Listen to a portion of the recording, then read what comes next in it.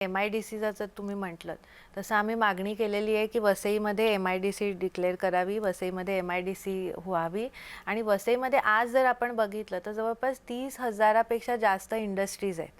आता मुंबईमधल्या ज्या small scale industries आहेत, मीडियम स्केल इंडस्ट्रीज आहेत, ज्या आता कांदिवली, गोरेगाव आणि ह्या साईडच्या सुद्धा ज्या इंडस्ट्रीज होत्या त्याही सगळ्या आता वसईला येणं चालू झालेलं आहे. आणि पूर्वीपासून वसईमध्ये इंडस्ट्रियल परिसर होता, पण MIDC डिक्लेअर न झाल्यामुळे त्यांना ज्या इंडस्ट्रीजच्या ज्या सोयीसुविधा मिळणं आवश्यक होतं त्या मिळत नाही आहे. त्यांना सुद्धा मूलभूत सुविधा म्हणजे रस्ते असेल, पाणी असेल, इलेक्ट्रिसिटी असेल, ह्यांचे सुद्धा खूप मोठे प्रश्न आहेत. पण ह्या प्रश्नांवरती सुद्धा आता मार्ग काढणं, आता एक इंडस्ट्रियल एरियाचा एक DPR आम्ही त्यांना बनवायला सांगितला आणि तो आता महावितरणनी DPR त्यांचा बनवलेला आहे. आणि अनेक गोष्टी RDSSच्या निधीच्या माध्यमातून आता तिथे इंडस्ट्रियल एरियामध्ये करतोय.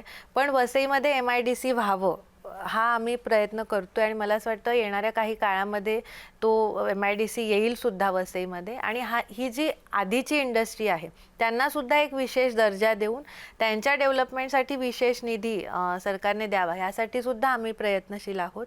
त्यासाठी ते प्रयत्न सुद्धा आमचे मला असं वाटतं सफल होतील आणि त्यांना सुद्धा सरकार निश्चित बळकटी देईल.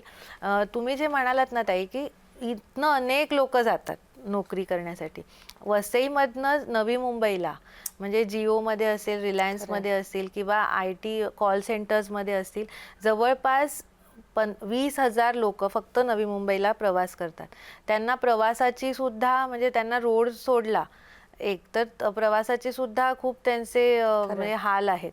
तर त्या दृष्टीने सुद्धा आम्ही काम करतोय की त्यांना काय पर्याय उपलब्ध होईल, रोरो सेवा उपलब्ध त्यांना होईल का, किंवा आता जी मेट्रो लाईन प्रस्तावित आहे मेट्रो 13, तर त्यामध्ये सुद्धा लिंक रोड मीरा रोड भाईंदरपर्यंत जो येतोय तो आता वसईला कनेक्ट होणार आहे. म्हणजे मेट्रो आणि ब्रिज असं ते डबल लाईन येणार आहे, तर ती सुविधा होईल. कोस्टल रोड जे येणार आहेत ते मुंबईला कनेक्ट होतील. तर त्याच्यामुळे मला असं वाटतं की येणाऱ्या 5-7 वर्षांमध्ये अनेक पर्याय वाहतुकीचे सुद्धा उपलब्ध होतील. आमच्याकडे वसईमध्ये इंटरनेट हा मोठा प्रश्न आहे.